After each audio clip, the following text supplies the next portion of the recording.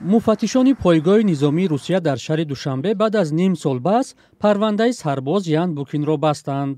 ӯ соли 2022 ҳангоми ширкат дар ҷанги зидди Украина аз маънаҳаш захм бардоштааст. Букин барои бесабаб ва бо таъхир ҳозир шудан ба макони хидмат дар қисми низомии 201 дар шаҳри Бохтар муттаҳам мешуд. Бар асоси қонунгузории Русия то 10 сол зиндон ба вай таҳдид мекард.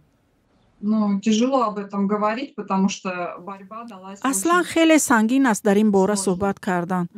ман писарам ва вакили мудофеъ тамоми муборизаи худро барои барқарории ҳақиқат анҷом додем. барои он мубориза бурдем ки писарам ғайриқонунӣ муттаҳам шуда буд. ба тамоми мақомоти дахлдори кишварам муроҷиат кардам ки вақти зиёдро талаб кард. ин хеле душвор буд. ҳоло саломатиам чандон хуб нест, аз писарам низ.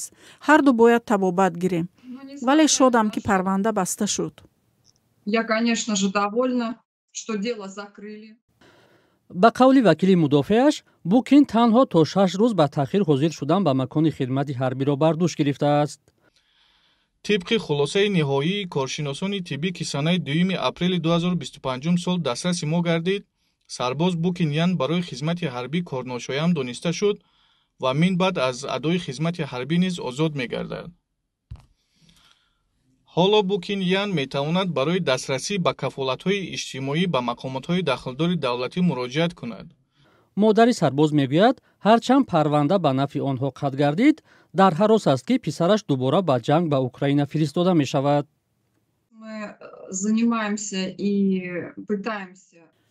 талош дорем қарордоди хидмати низомии писарамро қатъ кунем. бо ин вазъи саломатиаш ба ӯ хидмати низомӣ қатъиян ман аст. С таким здоровьем, как у моего сына, служить в армии категорически запрещено. ин зан мегӯяд барои ҳақталошиаш таҳдид ҳам гирифтааст. Грозили меня привлечь к ответственности. мақомоти Русия гуфтанд барои бо хабарнигорони байналмилалӣ тамос доштанам ҷавоб хоҳам дод. ба писарам низ фишор оварданд.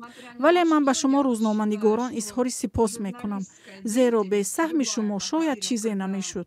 инҷо мехоҳам ба волидон тавсия диҳам ки ба иттиҳомоти ғайриқонунӣ бовар накунанд, рӯҳафтода нашаванд, то охир мубориза баранд, чун фарзандон ба ҷуз аз падару модар ба ҳеҷ кас дар кор нестанд, ба хусус низомиён парвои онҳоро надоранд.